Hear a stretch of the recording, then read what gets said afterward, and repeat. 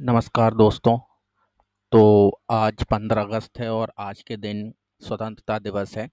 इस मौके पर प्रधानमंत्री मोदी जी ने दिल्ली के लाल किले से देशवासियों के लिए बहुत सारी महत्वपूर्ण उपहार दिए हैं, जिनमें से दो बहुत ही महत्वपूर्ण उपहार दिए हुए हैं जिनके बारे में हम आज बात करेंगे।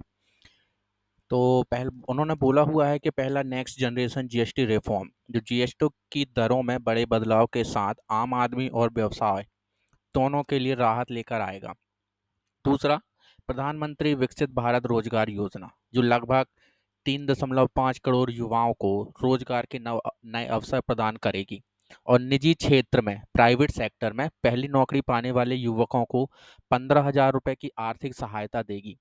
नए जीएसटी रिफॉर्म के तहत मौजूदा 5 टैक्स स्लैबों में संशोधित होगा, जिसमें 12% को खत्म कर 5% से 18% के बीच टैक्स दरों की तय की जाएगी, जिससे ज़रूरी वस्तुएं सस्ती होंगी और एमएसएमई सेक्टर को विशेष लाभ मिलेगा, जिससे देश की अर्थव्यवस्था को नई गति मिलेगी। रोजगार योजना के तहत पहली बार प्राइवेट सेक्टर में नौकरी पाने वाले युवकों को 2 किस्तों में आर्थिक मदद मिलेगी और कंपनियों को भी कर्मचारी बनाए रखने पर सब्सिडी दी जाएगी। ये दोनों कदम देश की आर्थिक स्थिरता और युवाओं के सशक्तिकरण की दिशा में महत्वपूर्ण साबित होंगे।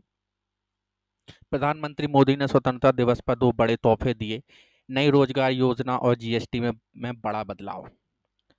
प्रधानमंत्री विकसित भारत योजना के तहत पहली नौकरी पाने वाले युवकों को 15,000 की सहायता। जीएसटी के 5 टैक्स स्लैबों में बदलाव।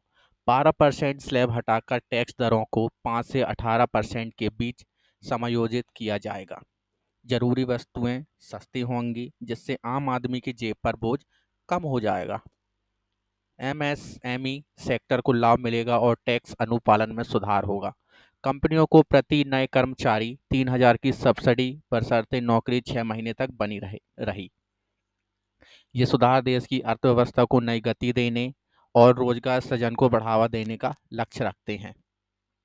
जीएसटी रिफॉर्म से कर प्रणाली में सादगी और ट्रांसपेरेंसी आएगी। मौजूदा 5 स्लैबों को कम करके टैक्स दरों को तर्कसंगत बनाया जाएगा, जिससे करदाताओं के लिए प्रक्रिया सरल होगी और टैक्स अनुपालन बढ़ेगा। इससे व्यवसाय और उपभोक्ता दोनों को लाभ होगा। जरूरी वस्तुओं पर टैक्स कम होने से आम आदमी की क्रय शक्ति बढ़ेगी। खाद्य पदार्थ, कपड़े और अन्य आवश्यक वस्तुएं सस्ती होंगी, जिससे उपभोक्ता खर्च बढ़ेगा और आर्थिक विकास में मदद करेगा। एमएसएमई सेक्टर को विशेष लाभ।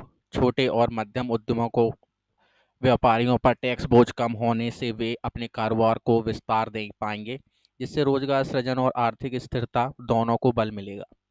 शुरुआती राजस्व हानि के बावजूद दीर्घकालिक आर्थिक लाभ संभव। टैक्स दरों में कटौती से शुरू में सरकारी राजस्व पर असर पड़ सकता है, लेकिन बढ़ी हुई बिक्री और बेहतर अनुपालन से समय के साथ राजस्व में सुधार होगा। रोजगार योजनाएं युवाओं को प्रोत्साहन देगी और निजी क्षेत्र को मजबूती प्रदान करेगी।